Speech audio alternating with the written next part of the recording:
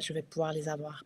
J'ai bien hâte de t'entendre sur ce sujet, prenant moi-même des hormones bioidentiques. Vous pouvez me dire si jamais vous prenez des hormones bioidentiques, depuis quand, est-ce que c'était pour une raison spécifique, je vais pouvoir regarder, parce que oui, il y a c'est beaucoup à propos que ce soit, en fait, il y a beaucoup de nuances à faire parce que c'est pour ça que des fois, quand on entend parler d'hormonothérapie, on entend un seul message, mais il y a en fait beaucoup de nuances à comprendre. C'est pas noir, c'est pas tout noir ou tout blanc. Donc, voilà, je voulais qu'on puisse en parler. Donc, alors, commençons avec un peu d'informations de base, d'accord? Euh, Juste pour comprendre un peu la science de l'hormonothérapie, parce que j'ai vraiment remarqué que euh, l'hormonothérapie commence à être prescrite de plus en plus jeune. Et le positif présentement, c'est qu'on a accès à de l'hormonothérapie bioidentique de plus en plus facilement, ce qui est vraiment comme une bonne nouvelle parce que c'est vraiment la bioidentique qu'il faut. La bioidentique, qu'est-ce que ça veut dire? Ça veut dire que c'est une hormone identique aux hormones qu'on a dans le corps, pas des hormones synthétiques. Et le plus gros problème qu'on avait en termes de côté négatif de l'hormonothérapie, c'était les études, c'était quand que c'était des hormones synthétiques. Par contre, moi, j'aimerais juste qu'on replace la table sur est-ce qu'on a besoin d'hormonothérapie ou pas, déjà en amont, d'accord? Parce qu'il y a certaines choses qu'il faut comprendre à propos de nos hormones et du besoin d'hormonothérapie parce que là, je vais juste vous faire un partage d'écran. Je n'avais pas pensé tout de suite commencer avec ça, mais je pense que ça va faire une différence. Je vais juste le mettre sur le bon écran, comme ça, moi, je peux encore continuer à voir vos commentaires. Laissez-moi savoir si jamais vous voyez euh, mon écran, parce que ici, j'ai cette option que je peux partager l'écran. Sur Instagram, c'est un peu plus compliqué, mais je vais quand même vous le montrer. Alors, share. Euh,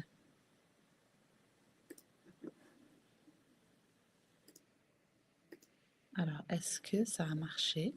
Ah, non, c'est moi qui dois le montrer. Oh my God, ma souris. Ah, voilà. Où est-ce qu'elle est, ma souris? Pourquoi je ne la vois plus? Ah, voilà, elle est là. OK. Alors, est-ce que vous voyez mon écran? Puis là, pour ceux sur Instagram, il fallait que je fasse autre chose. Il fallait que je fasse ça. Alors, est-ce que vous voyez l'écran? Oh, allô? Hey, allô?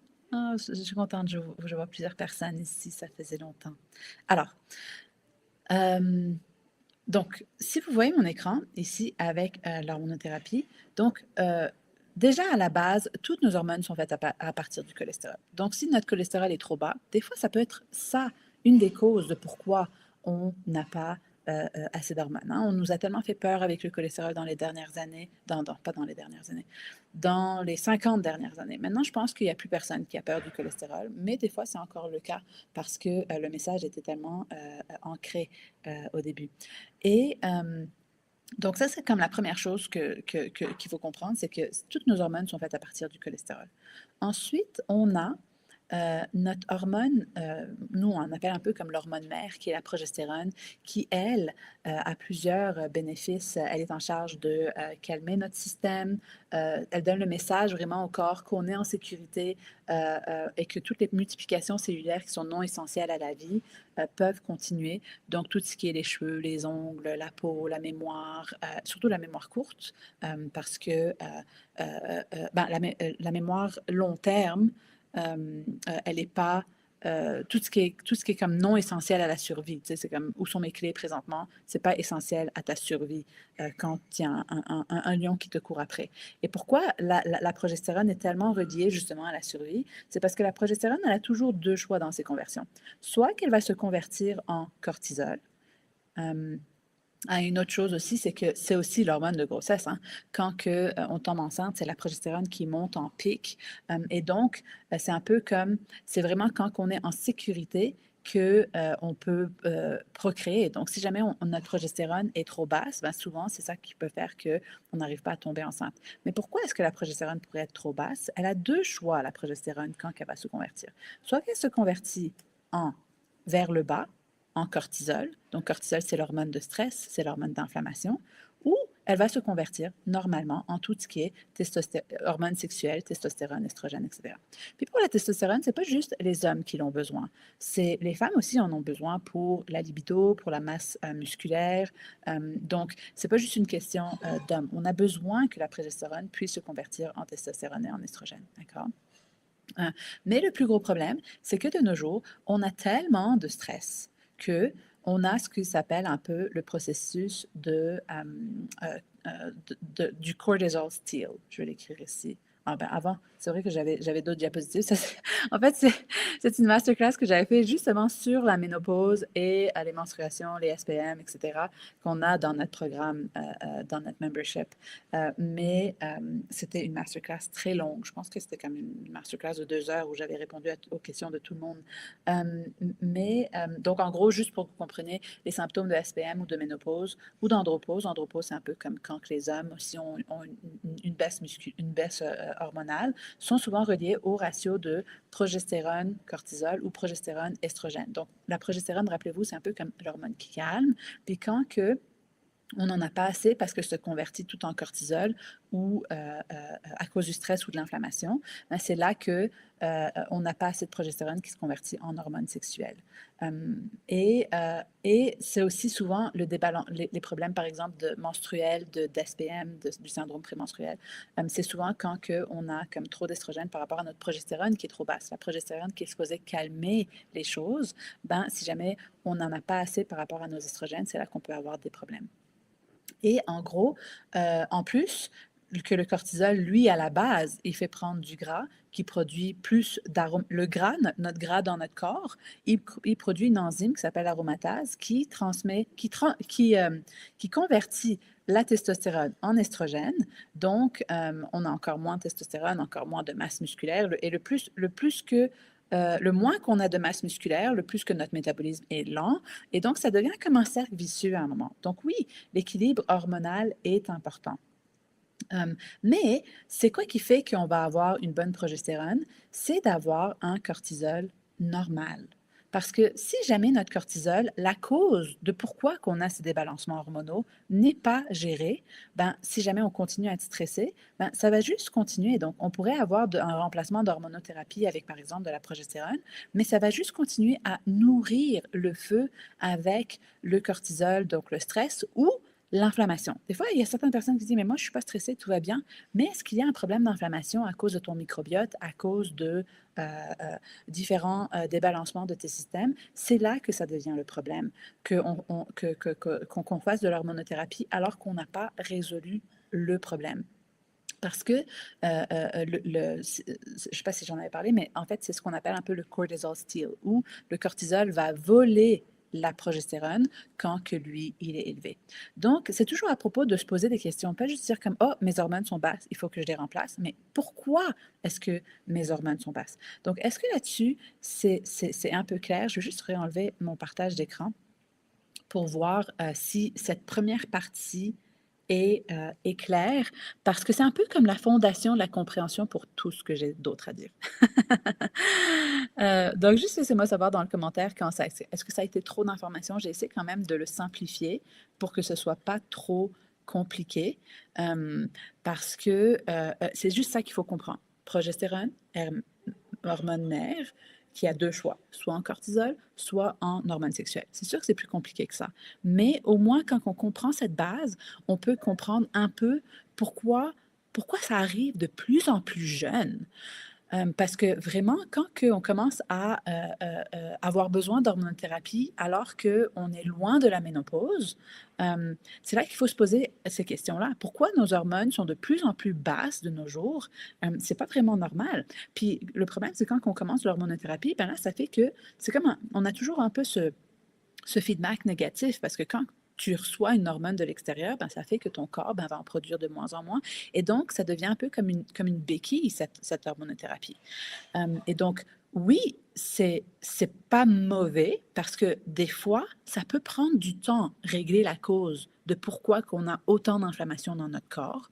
Et donc, des fois, j'aime pas un peu le mot patcher, mais c'est un peu ça. L'hormonothérapie, ça devient un peu comme une médication. Donc, des fois, si jamais la cause est compliquée à régler et qu'elle prend du temps à régler, c'est OK de prendre de l'hormonothérapie parce que quand nos hormones sont tellement déréglées, on peut se sentir très mauvais. Mais ce qu'il faut comprendre, c'est qu'il ne faut pas l'utiliser comme OK, maintenant je me sens mieux, j'ai réglé tous mes problèmes et pas penser à mais pourquoi est-ce que à la base ça s'est déréglé. Et en médecine fonctionnelle, ils ont vraiment comme une phrase. Moi, je me rappelle quand j'avais fait mes cours, il y avait une phrase qui ressortait en conclusion. C'était l'hormonothérapie shortest dosage, shortest usage. Donc, le plus court dosage et le plus court temps, le temps qu'on travaille sur la cause. Parce que l'hormonothérapie, c'est pas quelque chose qui va régler le problème de pourquoi on a eu une baisse hormonale. Si jamais les personnes comme ont un style de vie parfait ou quoi que ce soit, c'est comme de l'exercice de résistance, une bonne masse musculaire, on est pas, et c'est sûr que là, de nos jours, on a comme tellement de problèmes dans notre environnement, le microbiote qui est passé de génération en génération, qui est pas bien, qui crée de l'inflammation. Donc il y a tellement de choses qui peuvent débalancer nos hormones. C'est pour ça que même moi, comme par exemple, dans l'approche de médecine fonctionnelle, souvent, l'outil de base pour évaluer quelqu'un, c'était ce qu'ils appelaient la matrice fonctionnelle. Donc, ils avaient un peu tous les systèmes, le système digestif, le système hormonal, le système de l'ossature, le système cardiovasculaire, le système immunitaire. Et là, on faisait un peu comme toute l'évaluation de chaque personne. Puis, dépendamment de où il y avait, un peu, ils disaient le terme de où est la tâche la plus noire, où il y a le plus d'écrits, c'est par ce système-là qui fonctionnait, qui commençait. Par contre, moi, avec mon expérience, c'est ce que j'ai remarqué que ben, tu peux très bien commencer par, disons, le système hormonal, si jamais c'est là qu'il y a le plus gros débalancement.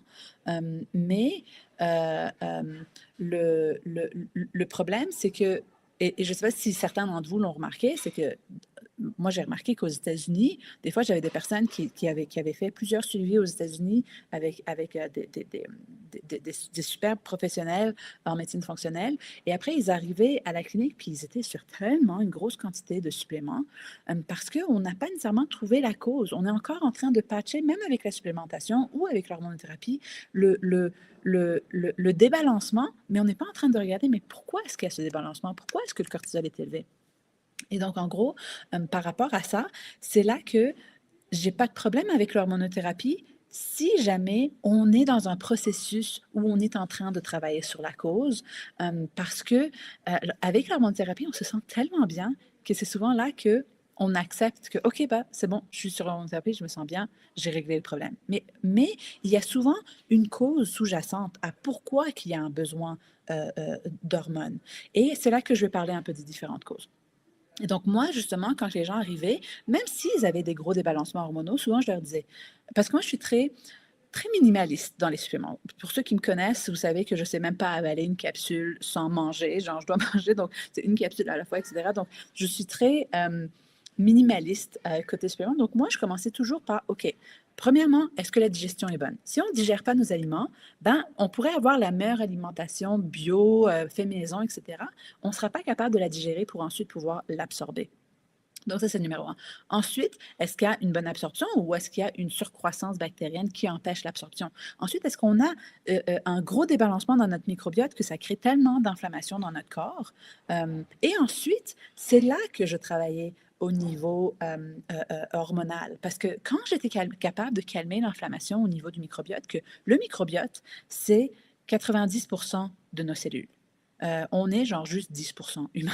Ces bactéries-là ont tellement un impact, puis ça, pour ceux qui ont vu mon ancien webinaire, je montrais justement comment le microbiote avait des liens avec tellement de différents problèmes de santé, c'est pas juste les problèmes digestifs, c'était relié à la peau, c'était relié au diabète, c'est relié aux problèmes cardiovasculaires, etc., etc. Donc, quand on travaille sur le microbiote, déjà, on a comme une meilleure fondation. Mais après ça, si jamais il y a encore des problèmes hormonaux, c'est là qu'on peut commencer à travailler là-dessus pendant qu'on travaille les causes plus complexes. Parce que oui, justement, il y a quelqu'un qui a écrit dans les commentaires tout ce qui est métaux lourds. Et en fait, on est toute une génération qu'on a grandi avec du plomb dans les peintures, du plomb. Est-ce que j'ai... C'est vrai que j'avais fait comme une... à un moment, j'avais fait comme un petit cours sur est-ce que les pesticides, c'est bon ou pas. Puis j'expliquais un peu la science et je montrais le problème du plomb, justement. Le problème du plomb, comment ça a pris tellement d'années à ce que le gouvernement décide qu'enfin, il l'enlevait des peintures, il l'enlevait du gaz, de l'essence. Mais par exemple, si jamais vous voyagez, que vous sentez un peu, que vous êtes toujours un peu fatigué quand vous prenez l'avion, l'essence des avions ont encore du plomb. Donc, un peu cette odeur qu'on sent fort quand ça décolle, c'est du plomb. C'est un peu comme des métaux lourds, des résidus. C'est pour ça que quand on voyage, on est souvent fatigué, même si on a fait un voyage juste comme Montréal, Toronto, puis en théorie, c'est pas plus long. Si on l'avait fait en voiture, on aurait été, ça aurait été plus long en termes de temps, mais on est souvent plus fatigué juste à cause qu'on a pris l'avion puis qu'on a eu cette exposition aux métaux lourds. Mais donc, plomb dans les peintures, dans les cendres. Il y avait du plomb dans le rouge à lèvres. Il y avait du plomb. L'autre jour, j'ai pensé à ça. Oui, dans la plomberie, dans la plomberie qu'on a. Donc, il y a tellement, on a tellement été une génération en présence, en contact avec ces métaux, surtout quand on a grandi. Quand on a grandi, donc quand notre ossature était en train de se développer, si jamais tu étais en contact avec ces métaux, ce qu'ils faisaient, c'est que les métaux, c'est tellement dangereux, ça ne peut pas rester dans ton sang. Ça doit aller se stocker dans tes réserves, que ce soit ton gras, ton ossature. Donc, si jamais en grandissant, tu es en exposition avec des métaux lourds, ils vont se retrouver dans ton ossature. Et là, ce qui arrive, c'est que je vais vous donner deux cas. Donc, disons que vous êtes hyper stressé et donc le cortisol vole votre progestérone. Et donc, votre progestérone a moins d'hormones. Donc, toutes vos hormones commencent à diminuer, donc vos estrogènes. Parce que moi, j'en ai vu clairement des cas où les personnes n'étaient pas nécessairement à l'âge de la ménopause, mais hormonalement, ils étaient en périménopause. Leurs hormones étaient tellement basses qu'ils pourraient être considérés. Puis j'ai eu des cas qu'ils pensaient qu'ils étaient en ménopause parce qu'ils étaient comme proches de l'âge aussi. Et là, quand on a travaillé sur les causes, ils se sont retrouvés à réavoir leur menstruation. Pourquoi? Parce que ce qui arrive, c'est que si jamais c'est l'inflammation ou le stress qui fait que tu tombes, que tes hormones descendent, tu commences à avoir déjà avant, tu pouvais avoir des symptômes reliés à l'inflammation, etc. Mais ça devient comme un cercle vicieux parce que quand tes hormones descendent, par rapport aux estrogènes, les estrogènes ont un rôle de construire ton ossature. Donc, quand que tu as moins d'estrogènes dans ton sang, c'est un peu comme l'estrogène, comme il promouvoit ce qu'on appelle les ostéoblastes. Les ostéoblastes, c'est ce qui fait que tu vas construire ton ossature. Donc, quand tu as moins d'estrogène, tu les stimules moins et donc, dans l'ossature, c'est toujours un équilibre entre les ostéoblastes qui vont construire ton ossature et les ostéoclastes qui vont, eux, comme détruire pour que tu puisses toujours t'assurer que ton ossature soit toujours comme en régénération, etc. Tu ne régénères pas complètement, mais tu es toujours en train de solidifier ton ossature, disons. Et donc, quand que tu as moins d'estrogène, là, tout d'un coup, tu n'as plus cette stimulation d'ostéoblastes et donc, tu as plus des ostéoclastes prennent le dessus et commencent à effriter ton ossature un peu plus que la reconstruction. Et quand ça arrive, c'est là que tu peux avoir tout ce qui était en réserve dans ton ossature commence à sortir dans ton sang. Et c'est pour ça que souvent, disons que si jamais tu avais aucun problème inflammatoire, ton microbiote était superbe, puis là, tu arrives à la ménopause, puis là, tu as plein de symptômes, puis là, ils font tes hormones, ils disent oui, tes hormones sont basses, donc oui, tu es en ménopause. Mais il y a d'autres femmes qui arrivent à la ménopause et ils n'ont aucun symptôme.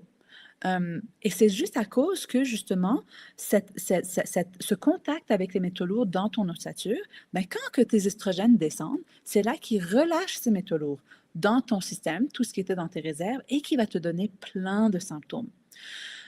Et donc, que ce soit fait à cause de l'âge, que juste que tu n'es plus en ovulation, qu'un processus normal de diminution d'hormones, ou que ce soit fait à cause du cortisol, de l'inflammation, du stress qui vole ta progestérone au fur et à mesure, puis que là, tu te trouves avec moins d'hormones, tu vas avoir cette effritation de ton ossature qui va relâcher les métaux lourds, qui va tout empirer. Et donc là, si jamais tu reprends de l'hormonothérapie, puis ça, ça a été étudié, là, comme il y a des études qui démontrent que les femmes avant la ménopause ont beaucoup moins de métaux lourds que les femmes en ménopause. Et il y a même une étude qui a montré que si jamais les femmes en ménopause avaient comme une grosse quantité de plomb, dès qu'ils commençaient l'hormonothérapie, le plomb diminuait parce que là, ça a arrêté de faire sortir les métaux lourds. Et donc, quand on parle de cette diminution, là, si jamais on prend l'hormonothérapie, on se sent mieux parce qu'on a arrêté la diminution d'estrogène. Donc oui, indirectement, c'est bien parce qu'on arrête de faire sortir les métaux lourds. Mais si jamais on fait juste continuer sur l'hormonothérapie, on n'est pas en train de travailler ces métaux lourds qui, eux, sont quand même dans ton corps, puis pourraient créer des problèmes. Donc, c'est comme si, c'est un peu ce que je disais au début, l'hormonothérapie, c'est pas mauvais, mais ça devient un peu comme une béquille. Et ça permet que tu te sens bien, donc tu ne vas pas aller plus loin à travailler sur la cause du problème. Et donc, il y a juste il y avait quelque chose que je voulais dire. Si jamais, en médecine fonctionnelle, quand je disais le plus petit dosage le moins longtemps possible, juste pendant qu'on patche et qu'on travaille la cause, surtout si la cause est plus complexe à éliminer, et ça, j'aimerais quand même le dire, par rapport aux métaux lourds, il faut faire très, très, très, très, très attention. Ce n'est pas quelque chose qu'on fait à l'aveugle. Comme, je sais que sur Internet, il y a tellement d'informations maintenant, on a accès à tellement de choses, mais il faut faire attention à l'information que vous avez parce que les métaux lourds, c'est la chose la plus compliquée à éliminer du corps. C'est même, genre, il ne faut vraiment pas essayer ça par vous-même. Il faut même faire attention aux méthodes qui testent les métaux lourds, tout ça. Ça peut être très dangereux. Assurez-vous. Et même moi, souvent, je dis, comme si ton système digestif n'est pas réparé et que là, tu as des choses qui bougent, c'est comme si tout va recirculer dans ton corps encore plus. Donc, c'est comme, tu veux vraiment faire les choses en bonne étape et s'assurer que tu es vraiment avec des experts là-dessus parce que c'est vraiment, ça peut être très dangereux, tout ce qui est métaux lourds, d'accord? Donc, ne touchez pas ça si jamais vous n'êtes pas bien encadré. Et qu'est-ce que j'allais dire aussi là-dessus? Même par rapport au plombage gris dans la bouche, etc. Moi, j'ai toujours dit, et ça, nos membres, ils le savent très bien, c'est pire de les enlever que de les garder en bouche. Si jamais on les enlève, il faut vraiment s'assurer de faire ça avec un dentiste qui a toute la machinerie avec comme des méga aspirateurs, parce que c'est quand on commence à driller là-dessus que c'est comme qu'on devient comme surexposé. Donc, il faut vraiment faire attention à tout ça. Donc, juste parce que des fois, quand j'explique des processus, je ne veux pas que vous sautiez tout de suite dans c'est quoi la solution, je vais aller tout de suite régler ça.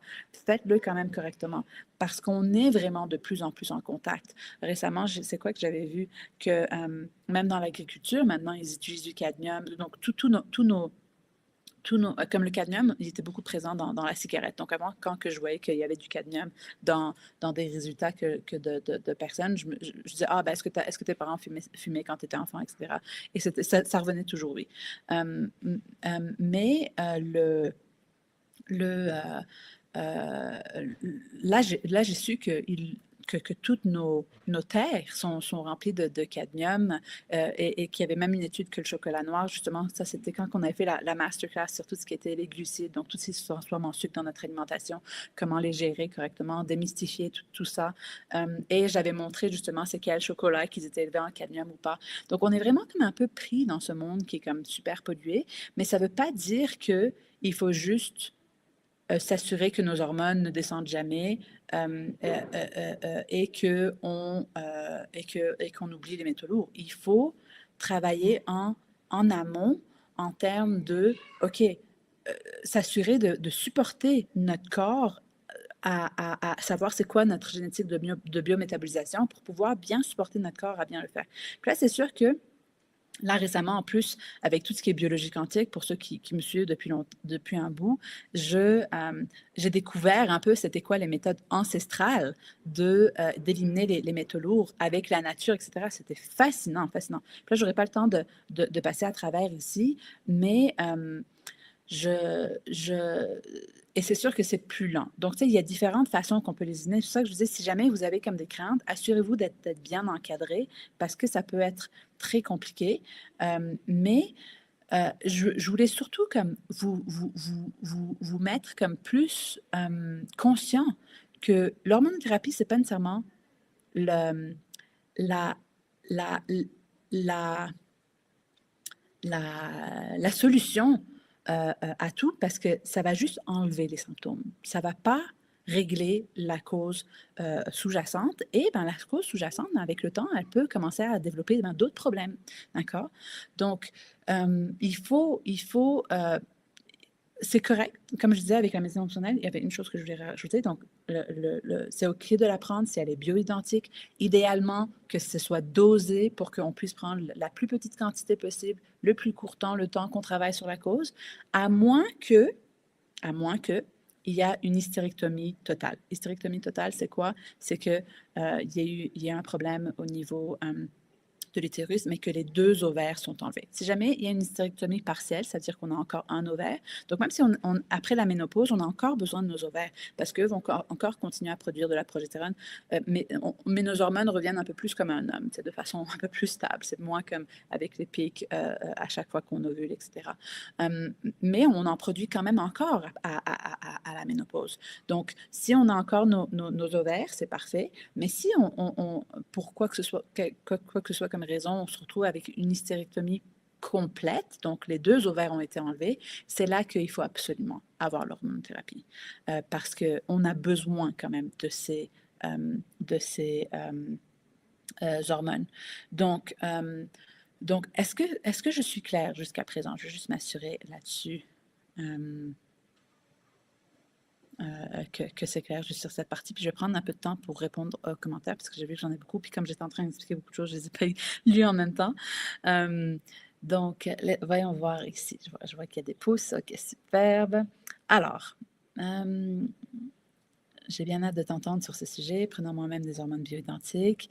Je les avais commencé à cause d'un dérèglement hormonal et beaucoup de symptômes. Justement, je suis curieuse, est-ce que en commençant l'hormonothérapie, ça a réglé tous les symptômes ou est-ce qu'il y en restait encore? Moi, je prends des hormones bioidentiques, ça va bien, mais j'ai une perte de cheveux. Et des fois, cette perte de cheveux, c'est à cause que le processus, que la progestérone est encore très basse parce qu'il y a encore le processus d'inflammation qui vole la progestérone. Et c'est un peu comme je disais, c'est la progestérone qui va dire à notre corps, tout va bien. On est... Attendez une seconde, je vais juste faire quelque chose ici. OK. Voilà. Je suis de retour sur Instagram. Donc, ce que je disais, c'est que la progestérone, c'est un peu l'hormone qui dit, OK, on est en sécurité, on peut faire les multiplications cellulaires qui sont non essentielles à la survie. Hein. Quand on est en train de se battre contre un lion, on s'en fout que nos cheveux continuent à pousser ou nos ongles ou quoi que ce soit. Donc, ça se peut qu'il y ait encore une cause. Et c'est pour ça que des fois, quand on est sur l'hormone bioidentique, ben, nos laboratoires ont l'air bien et on arrête d'aller regarder plus loin. Juste regarder ici. Je prends 100 mg de pyromatique chaque soir car mon endomètre est trop épais, ouais. Et je ne sais plus ça risque de cancer, ouais. Attendez. Cela avait aussi pour but de diminuer la fréquence et la durée des saignements. Oui, oui, oui. J'ai débuté la testostérone en petite quantité, en plus de l'estrogène et la progestérone, et je suis très enflée de partout. Donc, des fois, c'est un peu ça. Hein? C'est comme pourquoi, il faut toujours se poser, pourquoi est-ce que nos hormones étaient plus basses? Oui, il y a un processus avec l'âge, mais c'est surtout si jamais notre style de vie a fait qu'on n'a pas assez de masse musculaire, qui fait que ça va tout ensemble. Hein? C'est comme si jamais on ne digère pas bien nos protéines, on ne va pas bien les absorber, on a une moins bonne masse musculaire, notre métabolisme est ralenti. Si on a de l'inflammation, aussi, ça va faire qu'on va moins bien absorber les choses, on va perdre encore plus notre masse musculaire. Donc, ça devient comme un cercle vicieux parce que tous nos organes sont des muscles, d'accord? Donc, c'est pour ça que c'est tellement important de vraiment travailler sur ces causes-là, de regarder, bon, est-ce que j'ai un débalancement au niveau de mon microbiote? Est-ce que j'ai encore beaucoup de stress? Le stress, je pense que une des phrases que les gens m'entendent dire très, très souvent, c'est de nos jours, on surestime le pouvoir de l'alimentation, qui n'est pas mauvais parce qu'au moins, enfin, on en parle. C'est très important aussi. Mais à un point que maintenant, l'alimentation nous stresse. Comme en fait, on surestime le pouvoir de l'alimentation, mais on sous-estime complètement l'impact du stress. Et je pense qu'une des choses que les gens, les gradués de nos programmes, je pense que la chose qui revient le plus, c'est comme, oh my God, j'avais aucune idée combien mon stress impactait tellement de mes systèmes. Donc, c'est super important. Ici, moi, ça semble être les métaux lourds de mon problème suite à notre rencontre, oui. Et en ce moment, je me sens fatiguée. Pourrait-il m'aider en attendant de régler les métaux lourds? Oui, des fois, ça peut prendre beaucoup de temps, éliminer les métaux lourds. Donc, c'est pour ça que je disais, si jamais la cause est complexe, ça peut être OK si jamais on est très, très débalancé. Sinon, il y a quand même tout ce que la biologie quantique est capable, toutes les méthodes ancestrales de pouvoir éliminer les métaux lourds qui sont plus sécuritaires, disons, que la façon naturelle qu'on les élimine, qui sont gratuites, etc. Mais ça prend plus de temps. Donc, c'est souvent un mantra dans nos programmes, les personnes qui ont aussi une génétique un peu plus lente de métabolisation. Souvent, le mantra que les gradués disaient, c'est confiance et patience. Confiance dans les propos, parce que moi, je montre un peu toute la science dans les cours, etc., mais aussi patience, que des fois, c'est un processus. Tu peux aller plus rapidement avec l'hormonothérapie, mais est-ce que tu vas tellement comme si jamais ça règle, ça règle les problèmes, parce que des fois, ça ne règle pas les problèmes pour tout le monde, mais si jamais ça règle tes problèmes, est-ce que tu vas arrêter de travailler sur la cause du problème? C'est là, moi, que souvent, j'ai besoin de beaucoup respirer parce que c'est souvent là que, une fois qu'on les commence, c'est très dur d'arrêter. Puis souvent, l'arrêt peut être encore plus nocif que de les continuer parce que ben, quand tu arrêtes, ben là, si jamais tu ne l'arrêtes pas hyper graduellement puis que tu n'as pas travaillé sur la cause, ben, ça fait que ben, tu te retrouves avec l'estrogène en diminution, puis là, tu as plein de symptômes, puis là, c'est comme pire. Donc, il faut faire très attention, il faut faire ça de façon encadrée. Il ne faut pas juste décider si on veut arrêter des choses ou pas de part quand on écoute quelqu'un. C'est bien d'écouter, d'apprendre, d'avoir l'information, mais il faut aussi faire les choses de façon encadrée parce que des fois, ben, les causes peuvent prendre plus de temps. C'est pour ça que j'aime tellement comme notre membership qui est beaucoup plus sur les micro-actions qu'on répète pour pouvoir avoir la persévérance à continuer les choses. Parce que des fois, ben, on se sent très seul avec ces symptômes. Des fois, c'est comme les symptômes ne sont pas si dérangeants et on est en train de travailler sur la cause, mais ça peut être comme décourageant des fois d'être comme plus sensible que les autres ou quoi que ce soit. Puis quand on est dans une communauté où on n'est pas seul là-dedans, puis qu'on est en train de travailler vraiment sur cette cause, puis qu'on voit des améliorations petit à petit, mais sont tellement lentes que c'est comme frustrant. C'est pour ça que des programmes comme ça aident à ce qu'on puisse continuer à travailler sur cette cause, avoir la patience. Et c'est magnifique des fois de voir comme mes gradués, comme je pense que dans notre programme, la dernière version du programme, j'avais amené comme plusieurs gradués, comme même des personnes avec des génétiques de biométabolisation très lentes. Puis je les avais amenés, puis je disais, OK, ben regarde, 4 ans plus tard, regarde où est-ce que je suis rendue, je suis complètement ailleurs, etc. Donc des fois, ça motive parce que des fois, de le faire naturellement, ça peut prendre plus de temps, malheureusement. Mais si jamais on n'a pas cette patience, il faut juste pas oublier de quand même travailler sur la cause. D'accord?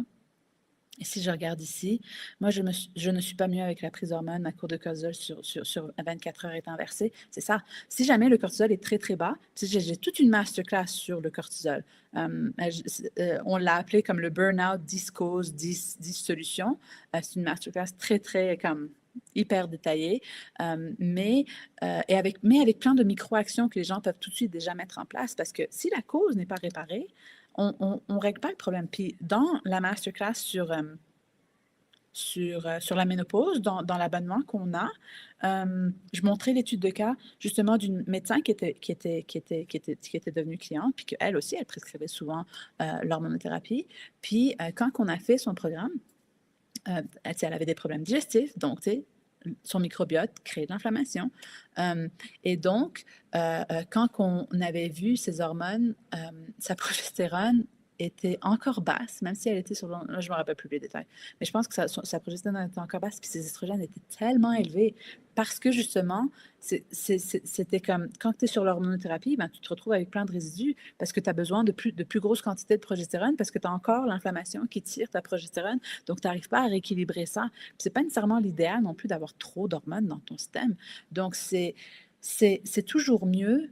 Et elle, ça avait vraiment comme ouvert ses yeux, comme OK, et puis elle a même commencé à pratiquer différemment parce que c'est comme c'est devenu très facile de prescrire. Puis en même temps, il ne faut pas comme en vouloir aux médecins. Des fois, il y a toute cette question de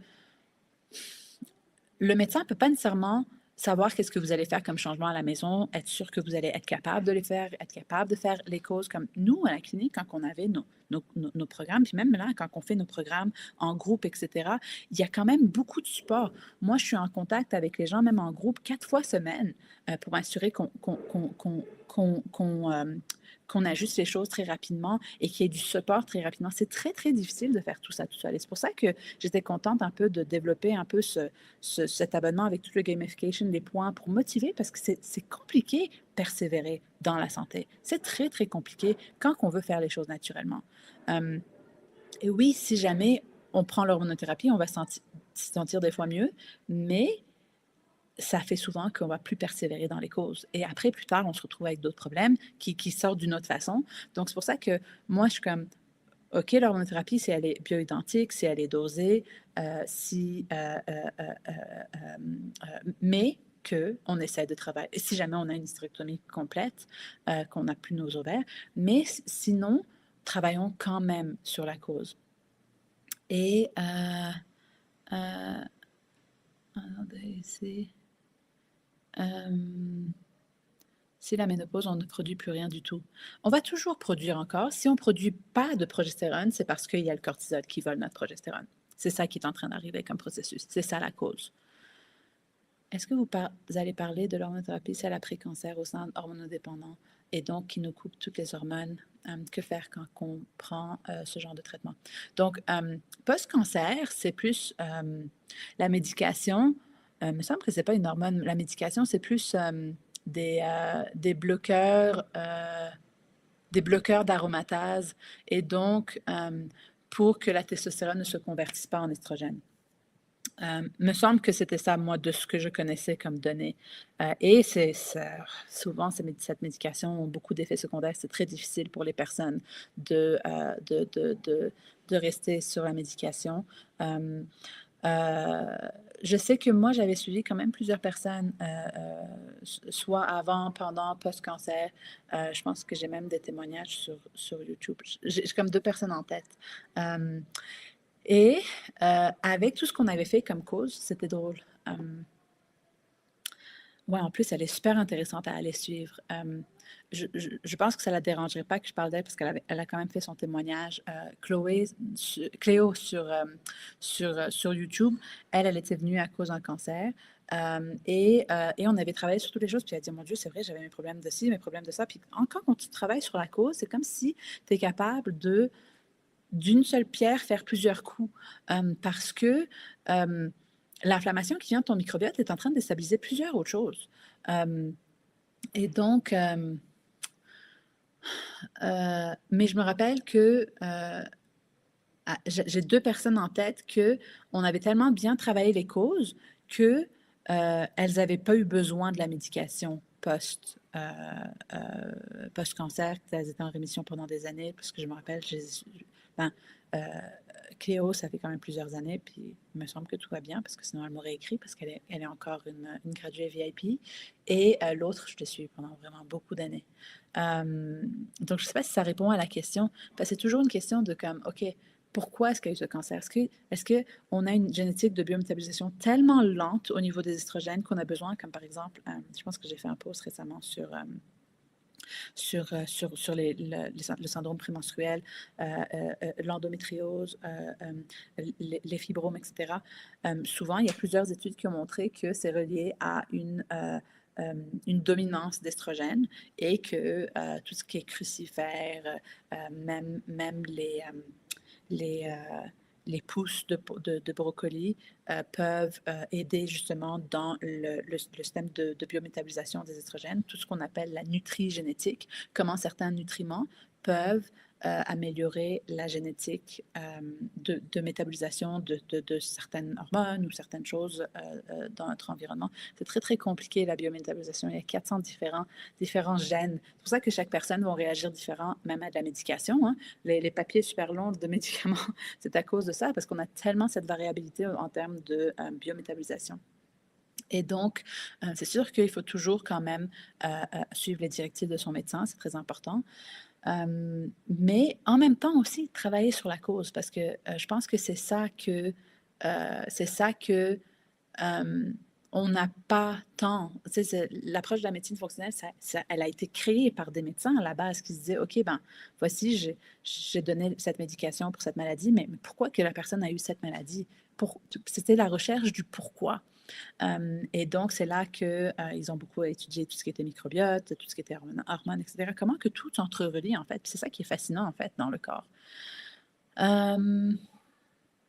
Que pensez-vous de stérilet que le médecin installe parce qu'il produit de la progestérone? C'est c'est une grosse conversation. Même la conversation de la pilule contraceptive, c'est une grosse conversation.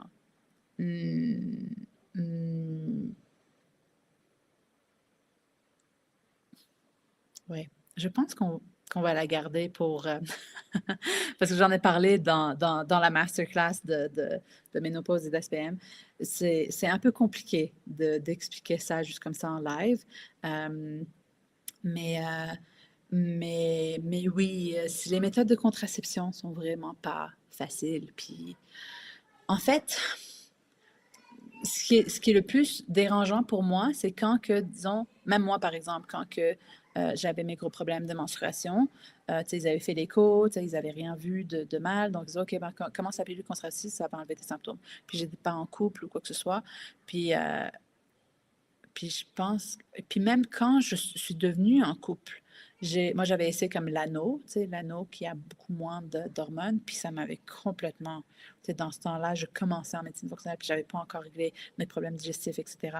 Puis ça m'avait complètement, j'avais eu tellement de mauvais symptômes, d'effets secondaires que j'avais arrêté. Mais en fait, il y a beaucoup de femmes, c'est qu'en fait, que sur la pilule contraceptive, tu te retrouves tellement à avoir comme des hormones plates, et ça, je l'explique dans la masterclass avec comme des graphes, etc., que tu n'es pas en train d'avoir comme un processus naturel de...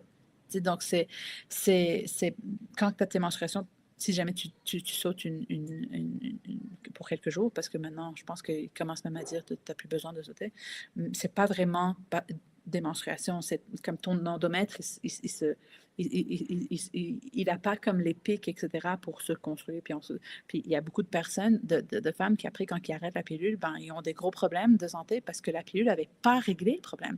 Elle a juste patché. Donc, malheureusement, c'est pas... Si jamais tu pars sur la pilule juste pour régler des problèmes de menstruation très abondante, etc., ou des problèmes de peau ou quoi que ce soit, c'est vraiment pas la solution. Et tu vas juste repousser tes problèmes pour plus tard. Et comme méthode de contraception, je pense qu'on en parle dans la masterclass donc, il y a quelqu'un qui demande justement c'est où qu'on peut retrouver toutes ces masterclass. Donc là, présentement, on a justement le membership de base qu'on est en train d'augmenter de prix. Donc, il est comme à 17 par mois. Puis, vous avez accès à toute l'encyclopédie de toutes les masterclass. Parce que les gens, c'est ça qu'ils disent, il y a tellement d'informations, c'est mon encyclopédie de santé.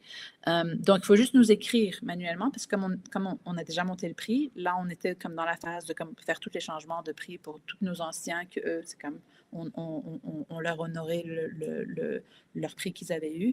Donc, on était en train de tout faire ça manuellement. Donc, c'est pour ça qu'il faut nous écrire encore si jamais vous voulez faire partie du programme pour qu'on le fasse manuellement. Très intéressant, j'écouterai le témoignage. Oui. Les stérilés contiennent des progestatines et non de la progestérone en plus. Ça, je n'étais même pas sûre de ça. Donc, vraiment, les effets ne sont pas complètement pareils. Moi, je ne tolérais pas les progestatines, mais aujourd'hui, je prends la progestérone biologique. Tout ce qui est hormones synthétiques, moi, je ne recommande pas du tout de toucher. La progestérone aide beaucoup, ouais. Donc, comme je disais, la progestérone, c'est l'hormone qui calme. Hein? Donc, quand elle est basse, on ne se sent pas superbe. Mais si on prend de la progestérone et que notre cortisol est encore élevé, quand tu prends de la progestérone, tu es en train de nourrir encore plus ton cortisol. Donc, des fois, tu peux te sentir mieux, mais ton processus inflammatoire peut s'empirer si tu ne travailles pas cette cause-là. D'accord? Donc, ça, c'est juste quelque chose qui est important. On peut se sentir bien dessus. Déjà, comme j'avais dit, la règle d'or, tout ce qui est synthétique, ne touchez pas. Tout ce qui est bioidentique, OK. C'est beaucoup mieux. On est ailleurs. Mais quand même, de quand même savoir qu'on est juste en train de patcher avec l'hormonothérapie. D'accord? Est-ce qu'il y avait d'autres questions ou est-ce qu'il y avait moi d'autres points que je voulais dire? Ouais, ça je l'ai dit. Ça je l'ai dit.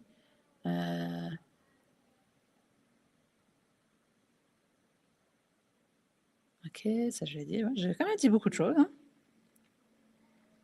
Ouais. Je pense que j'ai fait le tour de tout ce que j'avais à dire.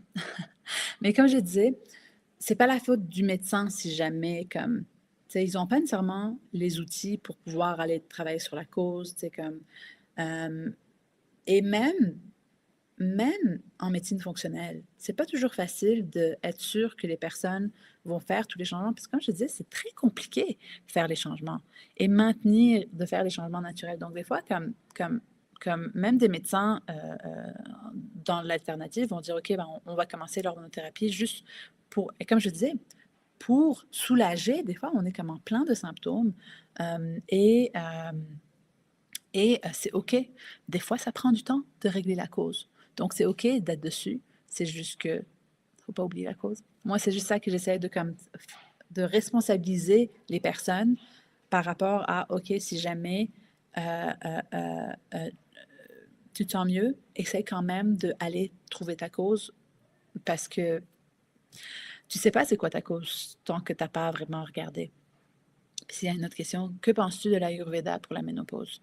Je connais pas tant que ça l'Ayurveda.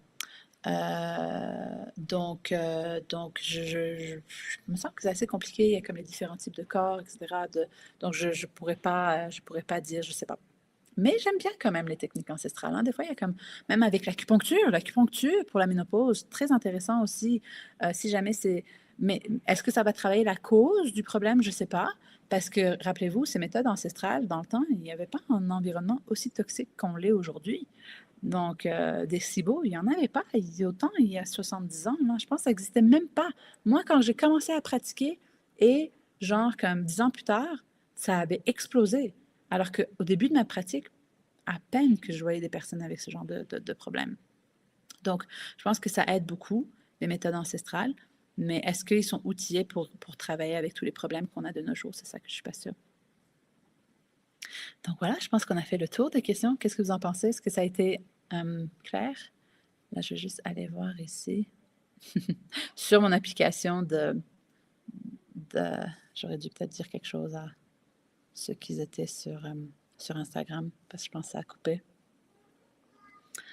Mais c'est juste parce que j'ai déjà manqué de, mes, de minutes, de mes points.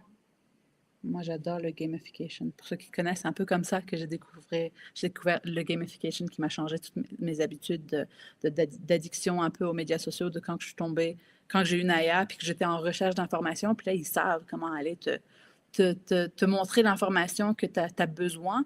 Puis là, en santé, c'est encore pire.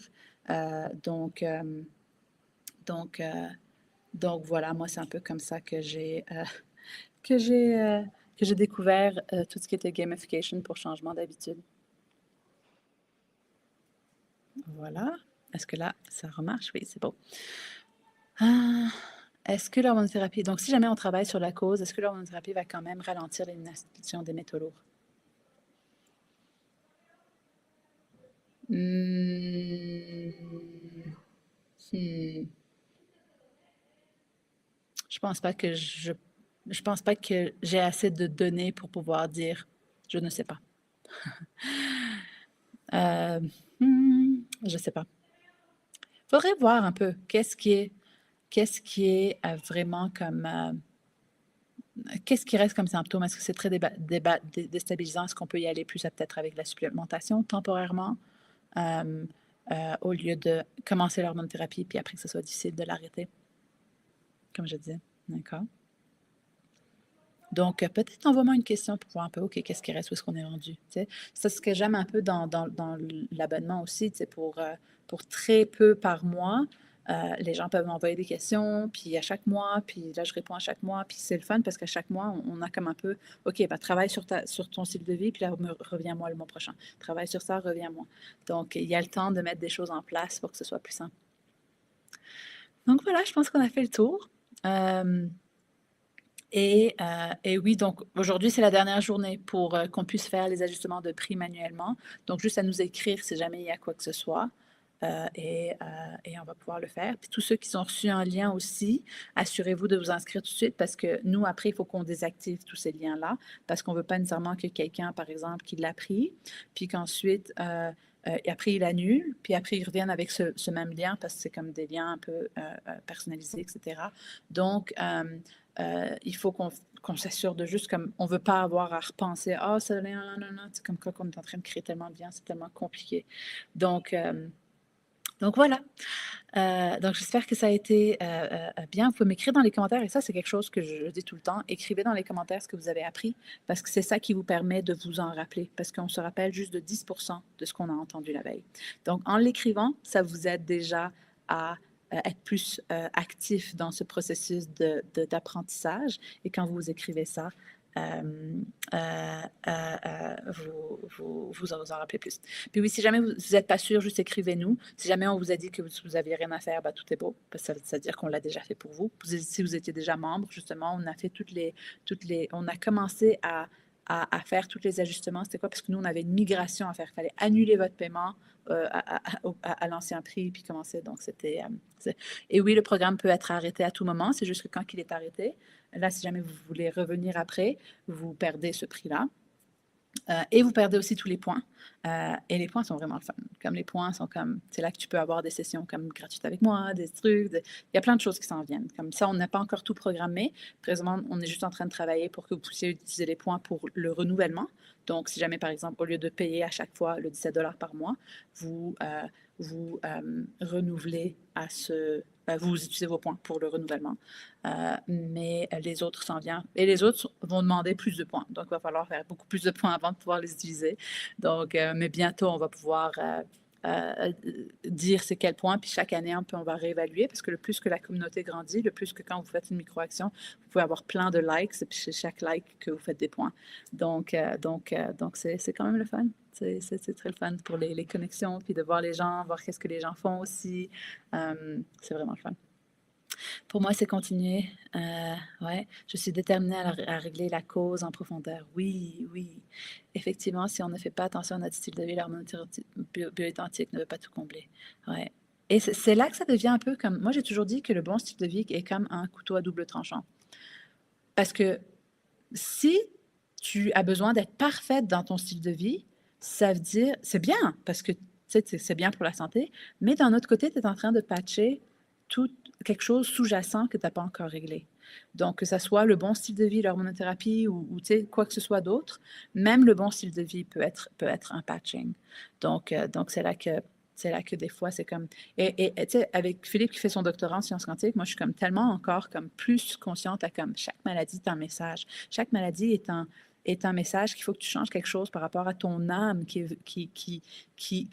a besoin d'apprendre une façon d'être différente. Les maladies sont des messagers pour nous montrer où est-ce qu'on doit mettre notre attention. Et donc, voilà, donnez-moi juste une seconde que je regarde ici. Ben, ici, sur les trucs, c'est correct. Oh, j'aurais dû faire ça. Attendez, je vais aller chercher 10 points avec... je dois prendre des photos de mon bureau qui est propre. pour débloquer, pouvoir être sur les médias sociaux. C'est quand même assez drôle, hein? Mais j'adore, ça marche très bien. Et ça me permet de comme voir juste 1 minute, puis de, puis de,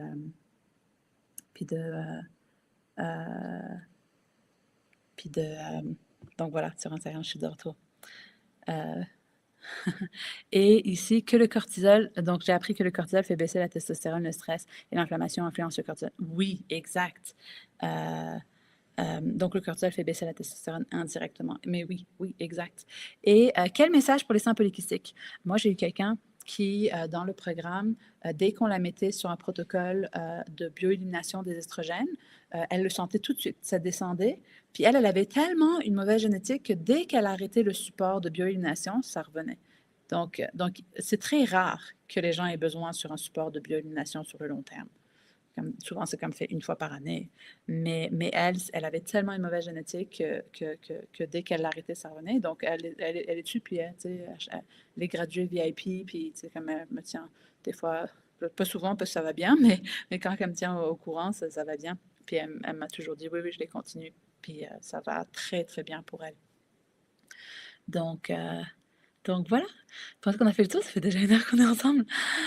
Donc voilà, j'espère que ça a bien répondu. N'hésitez pas si vous avez quoi que ce soit comme question, puis l'équipe va être là toute la journée pour faire les modifications manuellement. Donc, je vous embrasse fort fort. Bye tout le monde! Oups, ah, c'est pas